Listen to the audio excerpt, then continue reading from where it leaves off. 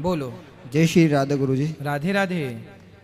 गुरुदेव, ये कथा तो आपकी अच्छी लगती है मुझे जी और सब कुछ अच्छा लगता है, जी। लेकिन मैं आपका एक भजन सुनना चाहता हूँ। कौन सा? देना हो तो दीजिए जन्म जन्म का साथ।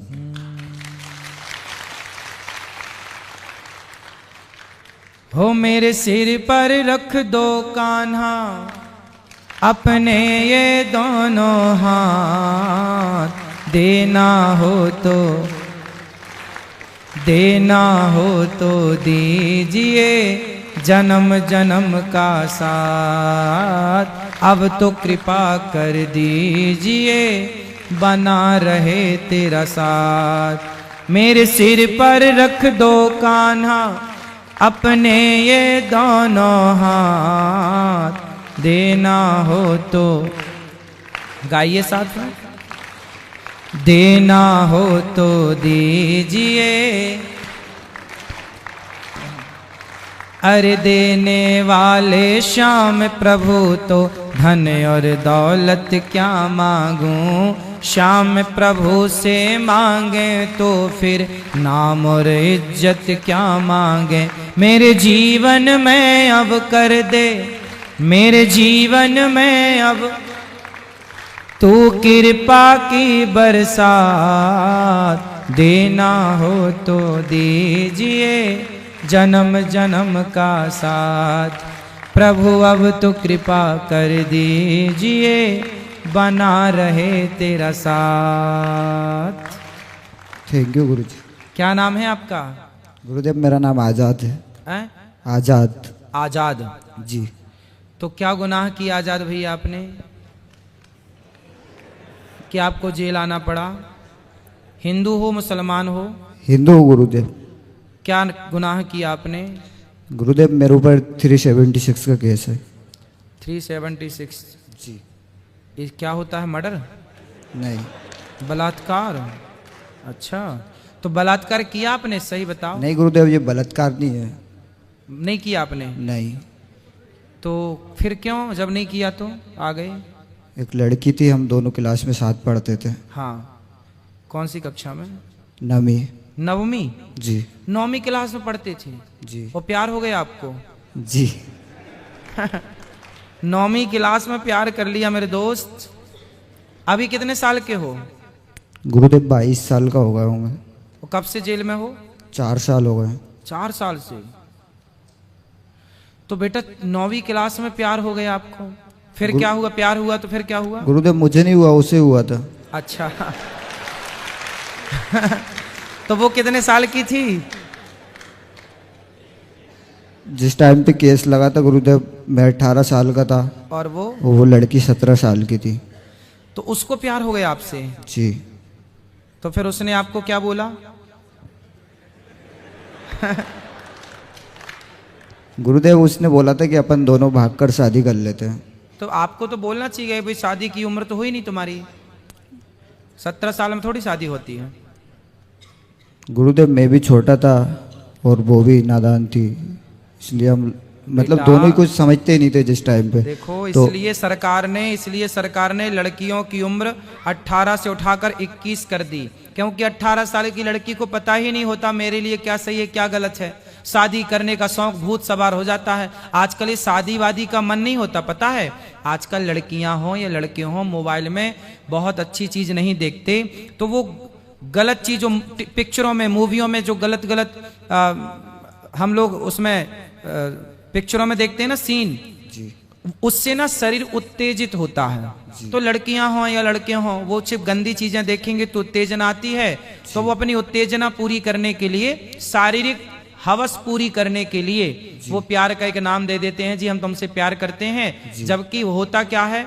एक्चुअली होता ये है कि कोई लड़की कोई लड़का 18 साल की उम्र में तो प्यार का मतलब ही नहीं जानते जी। 20 साल की लड़की क्या जाने प्यार क्या होता है, 25 साल की लड़की और लड़का क्या जाने प्यार क्या होता है। ये प्यार नहीं होता, ये वासना होती है। उस वासना को वो प्यार नाम देते हैं। अरे प्यार तो आपके पिताजी आपकी माँ से करते हैं। प्यार तो जितना पुराना होगा उतना मजबूत होगा। नया प्यार ये प्यार नहीं है, ये वासना है जी। इसलिए प्यार तो पत्नी पति साथ में रहो। अच्छा, हमारी आज शादी हुई और आज पत्नी से प्यार होगा, ऐसा नहीं साहब। प्यार धीरे धीरे होता है। पहले के जमाने के बुढ़ा बुढ़ियों को देखो, एक दूसरे का हाथ पकड़ के चलते हैं, बुढ़ापे में भी एक दूसरे का साथ निभाते हैं, वो है प्यार। जो बुढ़ापे में झुर्रियां पड़ जाती हैं ना चेहरे पर, चेहरा काला पड़ जाता है, आंखों के नीचे गड्ढे पड़ जाते हैं, काला चेहरा हो जाता है, उस बुढ़ापे में भी चमड़ी झूला झूलने लग जाती है। उस बुढ़ापे में भी जो बुढ़ा बुढ़िया साथ में रहें और एक दूसरे का ख्याल रखें, वो प्यार होता है। ये चमक दमक में जो देखते हो ना, लड़की सुंदर है लड़का सुंदर है, ये कोई प्यार नहीं होता चमक दमक से, ये तो वासना होती है। तुम बहुत सुंदर हो, ये बहुत सुंदर हैं, चलो मिल लेते हैं, चलो कॉफी पी लेते हैं साथ में, चलो चाय पी लेते, ये वासना है। ये लड़कियां समझती क्यों नहीं है, ये लड़के समझते क्यों नहीं है? तुम्हारी उम्र पढ़ने की थी, पढ़ लिख लेते बेटा, कुछ नाम कमा लेते, इज्जत कमा लेते। 9वीं क्लास में प्यार करके जेल में आ गई, ये कौन सी समझदारी है? पढ़ने लिखने की उम्र थी तुम्हारी। गुरुदेव मेरी उसमें कोई गलती नहीं थी, वो लड़की खुद मुझे लेके गई थी।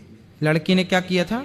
लड़की मुझसे बोलती थी अपन भाग के शादी कर लेते और वो बहुत सारी कहानी बताती थी मुझे। तो तुम थोड़ा विवेक लगा लेते, सत्संग करते, उसको बोलते कि तू तेरे को भागने की पड़ी तो किसी के संग भाग जा, मेरे संग क्यों भागना, मेरा काहे जीवन खराब कर रही है। गुरुदेव वो लड़की मुझे धमकियां देती थी। क्या बोलती थी मैं फांसी लगा लूंगी, तो मर जा, क्या दिक्कत थी? फांसी लगाए तो तुम सब फांसी लगाएंगे, तुमको फोन लगाए तुम सबके खसम बन जाओगे क्या? है ना, सारे बोले कि जी हम फांसी लगाएंगे, आ जाओ, तुम सबसे कर लो शादी। फिर गुरुदेव मेरे दोस्तों लोगों ने मुझे समझाया कि अगर ये लड़की मर गई तब भी जेल जाना पड़ेगा। अरे मर जाए तो मर जाए, तुम काहे जेल जाते? मर जाती तो वो मर जाती, उसकी वो काहे मरती, वो मरती नहीं। अभी मरी क्या वो? नहीं। फिर तुम्हें जेल भेज के नहीं मरी तो बिना जेल भेजे मर जाती? बुद्धू बना दिया तुम्हें। वो अभी तो मरी नहीं, जेल भेज के तुम्हें इतना प्यार करती थी तो मर जाती। कहां मरी वो? कोई नहीं मरता, किसी का नहीं बिगड़ता कुछ। मैं नहीं करता था उससे प्यार। आप नहीं करते थे जी। इसलिए प्यार व्यार के चक्कर में ना पड़ो, पढ़ाई करते। तो अभी पूरी सजा काटनी ही पड़ेगी अब आपको। क्या गुरुदेव छूट जाऊंगा इसी साल। अब जाके पढ़ना, पर पढ़ोगे कि नहीं? जी। पढ़ना, और कोई आई लव यू बोले तो बिल्कुल रिप्लाई मत करना। जी। करोगे? हाँ या ना? नहीं। नहीं करोगे? अब तो प्यार व्यार के चक्कर में नहीं पड़ोगे? नहीं गुरुदेव। तो आप अपनी उम्र के लड़कों को कुछ कहो, मैसेज दो कि भाई वो लोग प्यार करें कि ना करें, कुछ समझाओ। बाहर जो लड़के हैं, बाहर जो आज के यूथ है, उनको जरा समझाओ कुछ कि वो भी प्यार करें तुम्हारी तरह या ना करें। समझाओ जरा, क्या कहोगे सबको? गुरुदेव उन लोगों को तो पता है ना सब कुछ। नहीं, अब आप सबको बताओ ना कि भाई सब लोग चक्कर में ना पड़ना, लड़की वड़की के, पढ़ाई पे ध्यान दो, ऐसा बोलो सबको। गुरुदेव ज्यादातर ये कारनामे स्कूल और कॉलेज में ही तो होते हैं। हाँ, स्कूल कॉलेज में ही होते हैं, बात सही है। आजकल स्कूल कॉलेज ना, हमारे यहाँ गुरुकुल परंपरा होती थी जहाँ बच्चे पढ़ते लिखते योग्य बनते थे। आजकल गुरु परंपरा नष्ट कर दी, अब ये प्यार परंपरा चालू हो गई। अब ये पढ़ते कम है, प्यार ज्यादा करते हैं। अब देखो 9वीं क्लास कोई उम्र होती है? 18 साल की उम्र में क्या, हमारे टाइम पे तो 18 साल की उम्र में गांव में लड़का चड्डी पहन के पूरे गांव में घूमता था, उसको पता ही नहीं होता था कि स्त्री पुरुष क्या होता है, अपना मस्त रहता था गांव में। बहुत ज्यादा ये सब बुराइयां नहीं थी। अब आप सब थोड़ा मैसेज दो ना सबको कि भाई देखो मेरे दोस्तों, बोलो मेरे दोस्तों देखो मैं प्यार करके चक्कर में फंस गया, तुम लोग मत फंसना, सब बोलो। मेरे दोस्तों मैं प्यार के चक्कर में फंस गया, तुम लोग मत फंसना। पढ़ाई करना, पढ़ाई करना और अपने माँ बाप का ध्यान रखना। हाँ, कोई आई लव यू बोले आपको तो आई हेट यू बोलना। हाँ, वाह, सुंदर, सही बोले आप। खुश रहिए। पहले तो आपके चरणों में कोटि कोटि प्रणाम। खुश रहिए। लिविंग को हिंदी में कहते हैं रखेल। वाह, देखो ये बहन जानती हैं कि कितना गलत शब्द है ये, जिसे आज लिव इन रिलेशनशिप कहा जा रहा है, वो पुराने जमाने में ये शब्द था। देख लीजिए, और अब लोग इस शब्द को छिपाने के लिए नया शब्द ले आए, और इसलिए भारत की संस्कृति बर्बाद करके ही कुछ लोग करने पे तुले हैं, लेकिन आप लोग समझ गए। तो आप सब कितने लोग सहमत हैं इस बात से कि लिव इन को क्या कहते हैं पुराने भाषा में? यही कहते हैं। गुरुदेव, मेरा आपसे एक प्रश्न था जी। मैं जयपुर राजस्थान से आई हूँ। जी, इंसान को जो भी मिलता है उसके कर्मों से मिलता है या मेहनत से मिलता है? कर्मों से भी मिलता है। कर्म और मेहनत एक ही बात है। जब हम कर्म करेंगे तो मेहनत हो ही जाएगी, और मेहनत करेंगे तो वो कर्म ही होगा। बिना मेहनत के कर्म नहीं हो सकता, बिना कर्म के मेहनत नहीं हो सकती। नसीब में होता है? हाँ, नसीब भी होता है। जो आज आप करेंगे, कई लोग क्या होते हैं, ज़्यादा मेहनत करते हैं पर उनका पेट भी नहीं भरता, और कुछ लोग होते हैं जो कम काम करते हैं, कुछ भी नहीं करते, फिर भी उनके पास खूब धन है। तो जो पिछले जन्म में व्यक्ति पुण्य करता है, वो पुण्य इस जन्म में उसे कम मेहनत से भी ज़्यादा धन देता है। तो उसका नसीब था कि पहले अच्छा किया था, आज उसको अच्छा मिल रहा है। और जो बुरा करता है उसे बुरा मिलता, वो कितनी भी मेहनत करे परेशान ही रहता। गुरुदेव, प्रेमानंद महाराज कह रहे थे कि कर्म हमने इतने बुरे किए हैं, अगर भगवान चाहे तो हमें इतनी बुरी सजा दे सकता है, लेकिन उन्होंने हमें दी नहीं, हमें इंसान बना। तो हमने इतने बुरे कर्म जब किए हैं तो फिर हमें इंसान क्यों बना दिया? हमने बुरे कर्म किए हैं, इंसान इसलिए बना दिया कि अब मौका दे रहे हैं अच्छे कर्म करके आओ और 84 से मुक्त हो जाओ। 84 लाख योनियों अच्छे कर्म करने के लिए विधाता ने यहाँ पर भेजा। गुरुदेव, मेरी मदर है 75 इयर्स की, जिनका पूरा जीवन मेहनत करने में निकल गया। जी। अब उनकी उम्र हो चुकी, आज भी वो कहती है कि मैं एक लात मारूं ना तो पेड़ गिरा दूं, मुझ में आज भी इतनी हिम्मत है। उनका पूरा जीवन मेहनत में निकल गया। वो महादेव की पूजा करती है, सुबह 5 बजे उठना और नहा धो के महादेव की पूजा करना। फिर भी उनके जीवन से अभी भी दुख जुड़े हुए हैं। ऐसे कौन से उन्होंने पाप किए हैं जो महादेव भी क्षमा नहीं कर पा रहे? किनको किनको क्षमा नहीं कर पा रहे हैं? मेरी माता जी को। माता जी को बोलना, भगवान ने तो क्षमा किया है। बहुत पाप हो जाते हैं तो हमें जो दंड मिलता है, हमें लगता है कि बहुत मिल रहा है, जबकि वो हमारे पापों के हिसाब से बहुत थोड़ा है, पर ऐसा लगता है बहुत ज़्यादा है। तो आप अच्छे उनसे बोलना, भगवान का नाम जपें, कथाएं सुने। सन्मुख हों ही जीव मोहि जबहि। जब व्यक्ति आत्मसमर्पण कर देता है भगवान को, तो वो कितना भी बड़ा पापी हो, उसी समय पापी से पापी भी मुक्त हो जाता है। पापों से भगवान क्षमा कर देते। अजामिल जैसा पापी नाम लिया, मुक्त हो गया कि नहीं सारे पापों से? ऐसे। तो गुरुदेव, जब हम हमारी बेटी को ससुराल भेज देते हैं जी, उसकी शादी करके, सबसे बड़ा धन तो हम बेटी ही दे देते हैं गुरुदेव। सही है। उससे बड़ा धन तो माँ बाप क्या देंगे? लेकिन उसके बावजूद भी ससुर की निगाह गंदी हो, देवर मारपीट करे और पति ना रहे, और फिर जब किसी होम यज्ञ का काम घर में हो और साथ में उसी बहू को देवर के साथ उसकी पत्नी बनाकर बिठाया जाए, तो क्या ये अपराध है? बिल्कुल अपराध है। उसको जबरदस्ती उस लड़की की, उस महिला की इच्छा जाने बिना आप किसी के भी संग उसकी पत्नी बना के क्यों बिठा सकते हैं? गलत है ना ये। मैं अपनी ही कहानी बता रही हूँ गुरुदेव। तो आपकी क्या कहानी है? मैं 10 साल रहकर निकली हूँ ससुराल में। आपके मेरे पति 2 कहाँ बच्चे हैं? तो आपके सामने बैठे हैं। पति कहाँ आपके? मैं पति को छोड़ चुकी हूँ गुरुदेव। क्यों? मैं इसलिए छोड़ चुकी हूँ कि मैं 10 साल रहने के बाद भी, सारा सब कुछ करने के बाद भी, सारे उनके नखरे उठाने के बाद भी। पति कहाँ है? पति तो करता है कहीं काम, उसने दूसरी औरत रख ली और दूसरी औरत तो को। आपने क्यों छोड़ दिया पति को? क्या गलती थी पति की, या आपकी क्या गलती थी? वो गुरुजी कैरेक्टर लेस था। पति? उसको मैंने 3 बार आंखों से देखा। हम्म। जब भी बाहर काम करना चाहता था, मुझे अपने माँ बाप के पास रखना चाहता था, वो अच्छी बात है। लेकिन जब मैं उसे कह रही हूँ कि तेरे माँ बाप मेरे साथ में अच्छा नहीं करते, पीछे से तेरे देवर, तेरे भाई मुझे मारते पीटते हैं, पीछे से तेरे बाप की नज़र मुझ पर गंदी है, क्यों रखना चाहता है मुझे? क्यों मुझे अपने साथ नहीं रखना चाहता? लेकिन वो एक बार मुझे अपने साथ जहाँ काम करता था, प्रॉपर्टी का काम करता है ये कह के, मेरी माता जी ने उसके साथ मेरा विवाह किया। जो भी था मेरी माता जी के पास में, मेरी माता जी ने उसे दे दिया। वो ज़्यादा धन मांगते थे, बाद में उन्होंने डिमांड की, वो मेरी माता जी के पास में नहीं था। उसके बाद में फिर मैं जब जबरदस्ती उसके साथ गई, वो जहाँ काम करता था वहाँ उसके साथ में मैंने एक लड़की को देखा। वो पहले से रह रही थी उसके साथ।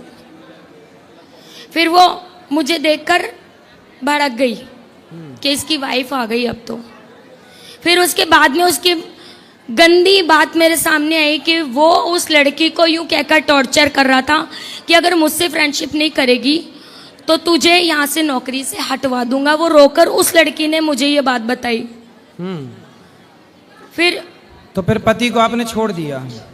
पति को गुरुदेव मेरे छोड़ना मेरी बहुत बड़ी मजबूरी थी। मुझे लास्ट टाइम तो ये लग रहा था कि अगर मैं यहाँ से नहीं जाऊंगी, क्योंकि मुझे आस पड़ोस के भी कहते थे कि अगर लक्ष्मी तू यहाँ से नहीं जाएगी ना तो आपके ससुर जी आपको गलत नजर से देखते थे? हाँ, ये फिर मैंने थाने में भी, उन्होंने मेरे पैर में गिर के माफी मांगी ससुर जी ने कि बेटा ये हो गया।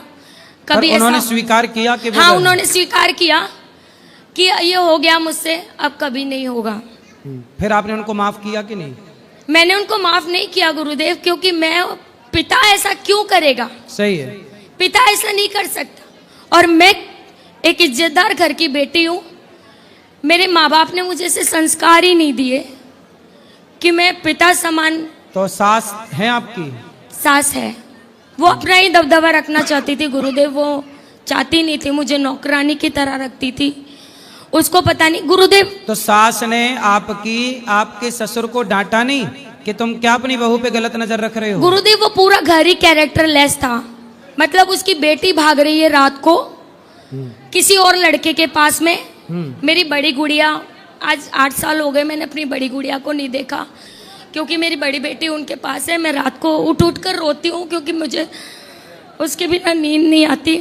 मैं सोचती हूँ मैं 2 बच्चों को पाल रही हूँ तो वो मेरे लिए बोझ नहीं है। सही है। मैंने कई बार उसको माफी मांगी, उससे हाथ जोड़े कि मेरी बच्ची ला दे, मुझे तुझसे कुछ नहीं चाहिए, मैं तुझ पे कोई केस तो अब नहीं आप करूँ। कहाँ रहती हैं और कैसे इन बच्चों का लालन पालन होता है?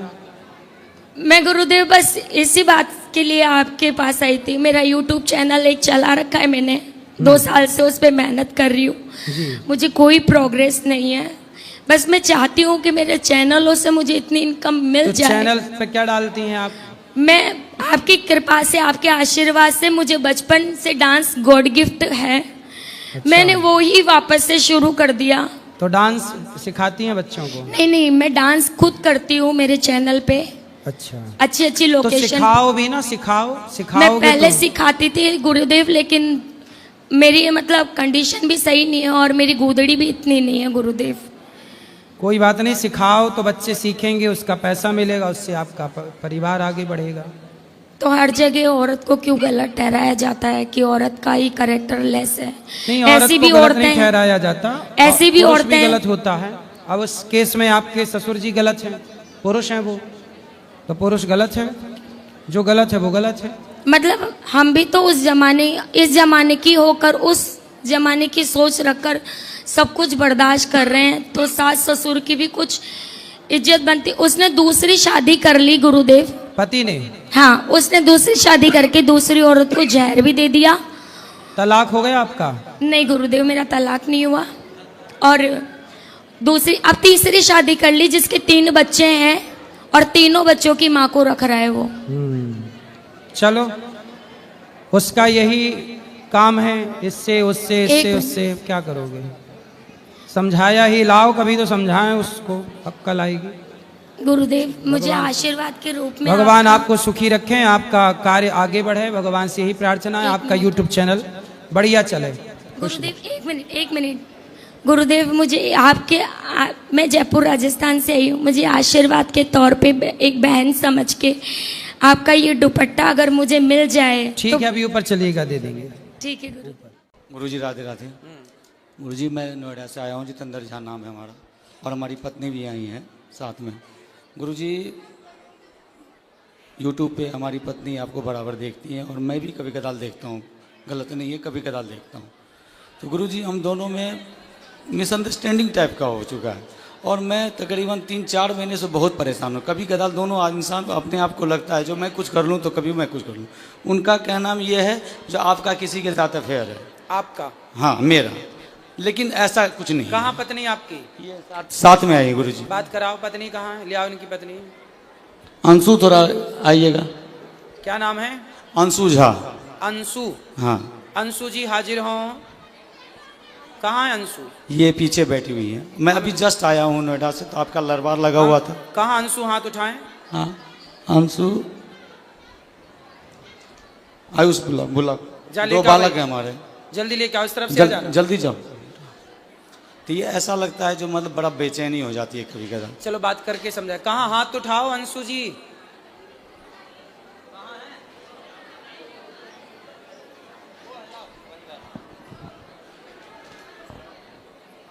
और क्या समस्या है? और समस्या यही है जैसे तो आपकी पत्नी आपको संदेह की दृष्टि से देखती है? हाँ, प्यार बहुत है दोनों आदमी। तो अच्छा ये बताओ, तो आप क्या, आपका है किसी से चक्कर? नहीं नहीं गुरुजी, गलती हमारी है। गलती कहाँ है ये मैं बता रहा हूँ क्लियर, सब पूरे समाज के बीच में। मैं कभी कदाल आपको मदिरा सेवन करता था पहले शराब पीते थे जी। मैंने छोड़ दिया उसको, मैंने छोड़ दिया उसको।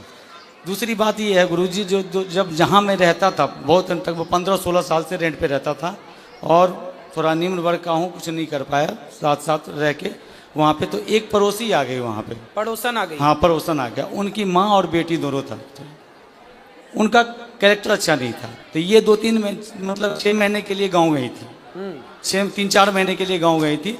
और उस दौरान हमने उनको 1-2 बार टोक दिया किसी मैटर लेके, जो कभी कपड़ा फंसा हुआ है तो हाँ जी थोड़ा कपड़ा उठा लो, कभी ये उठा लो, बस इतना ही। और हमारे बगल में जो बंदा था वो नेपाल का लड़का था, उसके साथ उसकी गलत मतलब वो थी, रिश्ते थे। हाँ। और जब ये आई वहाँ पे तो उसने क्या किया, मेरे को बोल दिया अंकल कब खाली करोगे आप, बस इतना। अब इनके दिमाग में ये बैठ गया, जो पहले अंकल नहीं कहता था अब अंकल क्यों कहता है, क्यों बार बार ये करता है। और कंपनी में भी काम करता हूँ तो इस तरीके का अंडरस्टैंडिंग होती है। बात कराओ पत्नी से। क्या नाम है आपका? अंशु झा सर। आप ठीक हैं? हाँ ठीक हूँ। तो आपके पति अच्छे हैं? हाँ अच्छे। तो आपको ऐसा लगता है कि इनका किसी और के साथ कुछ लफड़ा है? सर ऐसा तो नहीं लगता है, लेकिन कभी कभी मतलब लड़की सब जो होती है वो मतलब अजीब जैसा बिहेव करने लगता है, लड़ाई कर होता है घर में। तो ये आपसे लड़ते हैं कभी कभी? हाँ हाँ। क्यों लड़ते हो भैया पत्नी से? गुरुजी कभी कदाल ऐसा होता है, मैं जो नौकरी करता हूँ वो एक्सपोर्ट हाउस होता है, गारमेंट लैंड है, उसमें लड़कियाँ मर्चेंट होती हैं, बहुत तारीख होती हैं, बात व्यवहार होता है अगर वर्क लेवल पे, बस उन्हें। और इन्हें लगता है कोई बात व्यवस्था में जो हाँ ये ऐसा क्यों हो रहा है, आपने क्यों बोला? सर 1 साल से ऐसा हुआ, पहले ऐसा नहीं था। तो आप भी पत्नी को जवाब मत दो, पत्नी की बात मानो। नहीं देता हूँ गुरुजी, गुरुदेव मैं देता नहीं, अपनी तरफ से लड़ाई मत करो। नहीं करता हूँ, बट कभी कदार मेरे अंदर, यही तो मैं पूछना चाहता हूँ, मुझे मेरे अंदर बेचैनी हो जाती है, जो अब मैं क्या करूँ। किस चीज की बेचैनी? बेचैनी जो आखिर मैं जिसके लिए इतना कर रहा हूँ, घर में इतना बच्चों हैं, 2 बच्चे हैं हमारे, कितना कर रहा हूँ, अब वहाँ मेरा कदर नहीं हो पा रहा है, मैं क्या करूँ, बढ़ जाऊँ क्या? नहीं, कभी कदर कौन नहीं करता? हमारी पत्नी नहीं करती है। बात कराओ। पति की कदर नहीं करती है? हाँ करती। ये तो कह रही हैं करते हैं। अब इनका कदर करने का मतलब ये भी उद्देश्य ले, कदर किसे कहते हैं करना? अब बताओ कदर किसे कहते हैं? बताओ ना, परिभाषा दे दो इनको। इसीलिए मन लगा हुआ था ना, हम गुरुजी के पास आए, बताओ कोई दिक्कत नहीं है। वैसे एक बात बताएं, मैं आपको एक बात बताऊं, बात करो पत्नी से। देखो ऐसा है बेटा, जो पुरुष होता है ना, कई बार वो गलत नहीं होता, पर कुछ पत्नियां उसे गलत देखती हैं। यदि पुरुष समाज में किसी स्त्री से बात कर ले, किसी लड़की से बात कर ले, तो पत्नी को ऐसा लगता है कि शायद इनके साथ चक्कर है। कई बार जो आप सोचते हैं वो गलत होता है, और इस गलती से पता है क्या होता है, कई बार रिश्ते खराब हो जाते हैं, रिश्तों में दूरियां पैदा हो जाती हैं, आपकी प्रसन्नता गायब हो जाती है। क्योंकि जब भीतर संदेह बैठ जाएगा तो खुश कौन रहेगा? लेकिन आप कई बार जो सोचती हो वो गलत होता है, इसलिए सोचो मत। यदि आप अपनी आंखों से देख लो, यदि आपने ठोस प्रमाण इकट्ठे कर लिए तो आप बिल्कुल कहो कि हाँ ये व्यक्ति गलत है। पर जब आपने देखा नहीं, किसी के मुंह से सुना नहीं, कोई ठोस सबूत नहीं है आपके पास, फिर आरोप लगाना गलत है। ठीक है। और दूसरा आप पति की इज्जत देखो। पति, पहले ये बताओ कि आपके पति आपका सम्मान, आपकी इज्जत करते हैं कि नहीं? हाँ करते हैं सर। तो आपको भी करना चाहिए कि नहीं? मैं भी करती हूँ, लेकिन 1 साल से ऐसा हुआ, पहले ऐसा तो नहीं। 1 साल से अब आप इज्जत नहीं करती? नहीं, 1 साल से मतलब लड़ाई झगड़ा थोड़ा ज्यादा नहीं, लड़ाई झगड़ा जब आप शक करोगी, संदेह करोगी, संदेह की भावना रखोगी तो लड़ाई तो होनी है। अब आप संदेह क्यों करना? इसलिए आप समझदार हैं, पढ़े लिखे हैं, बच्चे समझदार हो रहे हैं, बच्चे सब समझेंगे बहुत जल्दी से इन चीज़ों को। इसलिए आप दोनों बड़े प्रेम से रहो। आपके दोनों का वातावरण का प्रभाव इन बच्चों पे पड़ना है, अब लड़ाई का भी और प्यार मोहब्बत से रहने का भी। इसलिए संदेह त्याग दीजिए और पति का सम्मान करना चाहिए। देखो, आदमी दिन भर बाहर रहता है, कमाता है, पैसा कमाता है, दिन भर तपता है, थकता है, किसके लिए करता है? कि हमारी पत्नी खुश रहे, हमारे बच्चे खुश रहें।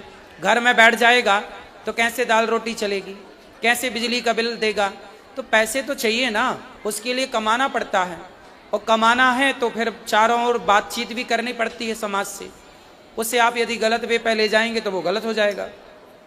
इसलिए अपने पति का सम्मान करना चाहिए। पति का सारी दुनिया अपमान करे चलेगा, पत्नी का सारी दुनिया अपमान करे चलेगा, पर पत्नी सम्मान करे और पति सम्मान करे तो लोग जीते हैं, खुश रह के जीते हैं, कि हमें किसी की जरूरत नहीं है। हमारी पत्नी हमारे साथ है, हमारा पति हमारे साथ है, फिर किसी की परवाह नहीं है। इसलिए आप दोनों स्तंभ हैं, आप दोनों से ही आपके बच्चे हैं, आप दोनों से ही आपका सुख दुख है। आपकी मांग में सिंदूर है ना, वो आपके पति से है। आपके गले में मंगलसूत्र है ना, वो आपके पति से है। ये बच्चों की जो इच्छाएं हैं ना, वो एक पिता से पूरी होती हैं। इसलिए जब तक पति होता है ना बेटा, तो बहुत कुछ होता है, और पति नहीं होता ना तो कुछ नहीं होता। इसलिए पति की इज्जत करना चाहिए और पत्नी की इज्जत भी करना चाहिए। आपको भी अपनी अर्धांगिनी का पूरा ख्याल रखना चाहिए। और पति और पत्नी ये दोनों साइकिल के पहिए की तरह होते हैं। एक भी यदि बिगड़ जाए तो साइकिल चलती नहीं है, रेंगने लग जाती है। तो आपकी जिंदगी बिंदास चले, किसी के भड़कावे में ना हो, किसी के कहने पे ना हो, और आप खुश रहो। अब आप भी खुश नहीं हो, वो भी खुश नहीं है, आप दोनों खुश नहीं हैं तो आपके बच्चे खुश नहीं हैं। क्या होगा? धीरे धीरे आपके अंदर एक चिड़चिड़ापन पैदा हो जाएगा, इनके अंदर होगा, धीरे धीरे वो लड़ाई झगड़े में बदल जाएगा, फिर बच्चे उस माहौल में रह के वो दुखी हो जाएंगे, पूरा घर बर्बाद हो जाएगा। तो पक्का वादा करो कि आज से पति का सम्मान करेंगे और उन पे संदेह नहीं करेंगे। करोगे? नहीं गुरु। यदि करना है संदेह तो ठोस प्रमाण के साथ, ठीक है? और आपको भी इन्हें विश्वास दिलाना चाहिए, बिल्कुल कि दिलाऊंगा आप बिल्कुल गलत नहीं हैं। बिल्कुल दिलाऊंगा गुरुदेव। यदि पत्नी को संदेह है हाँ। तो पति का धर्म है कि वो उसके उसको संदेह को दूर करे। दूर करना, और हर स्टेप कैसे पे दूर करेगा? करूंगा। विश्वास जीत कर करोगे? बिल्कुल करूंगा गुरुदेव, ठीक है। क्योंकि यही हमारा जिंदगी है, यही परिवार है। ठीक है।